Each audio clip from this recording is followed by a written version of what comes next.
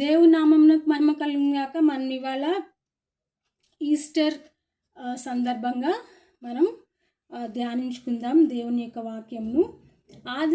లూకా 24వ అధ్యాయము 1 నుంచి మొత్తం అధ్యాయం చదువుకుంటే మనకి ఏమైందంటే,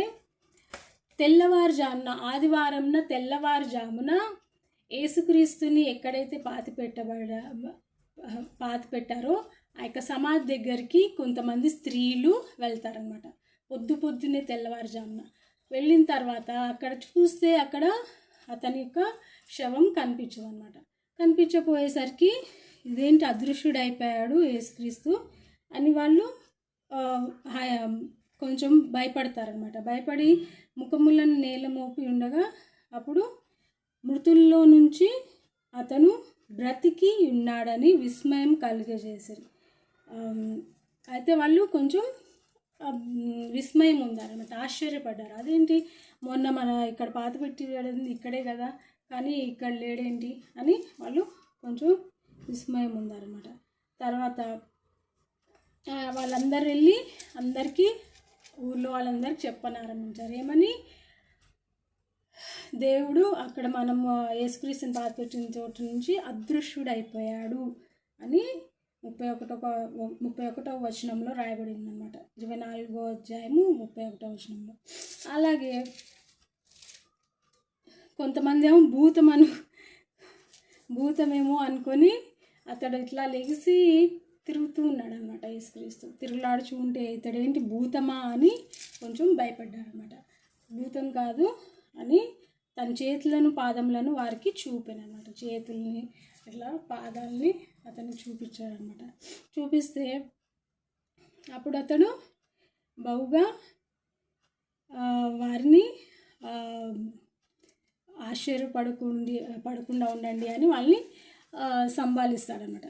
తర్వాత 50వ వచనం బహు శ్రేష్టమైన వచనం, ప్రెషియస్ వర్స్ ఏంటంటే, ఆయన బేతనియా వరకు వారిని తీసుకొని పోయి చేతులెత్తి వారిని ఆశీర్వదించను. వారిని ఆశీర్వదించుచుండగా ఆయన వారిలో నుండి ప్రత్యేకింపబడి పరలోకమునకు ఆరోహణుడాయను. అయితే అతడు వాళ్ళ ముందు నిల్చొని వాళ్ళకి బోధించి ఇట్లా చేయాలి ఇంకా నేను వెళ్తున్నాను, నా యొక్క పరిచర్యను మీరే తీసుకొని పోవాలి ముందుకి అని వాళ్ళకి హెచ్చరించి చక్కగా ఆరోహణై వెళ్ళిపోతాడనమాట. వారు ఆయనకు నమస్కారం చేసి మహా ఆనందంతో యెరూషలేమునకు తిరిగి వెళ్ళి ఎడతెగక దేవాలయంలో ఉండి దేవుని స్తోత్రం చేయుచుండిరి. అలాగూ వాళ్ళు ఎక్కడ సమాధి రాయిని దొర్లిస్తే అక్కడ కనిపించకుండా యేసుక్రీస్తు మాయమైపోయాడని అందరు చెప్పిన తర్వాత వాళ్ళ ముందు ప్రత్యక్షమై యేసుక్రీస్తు నేనే అని అతన్ని నిరూపించుకొని అతడు ఆరోహణమైపోతాడనమాట. యేసుక్రీస్తు ఎంత చక్కటి సందర్భం అది.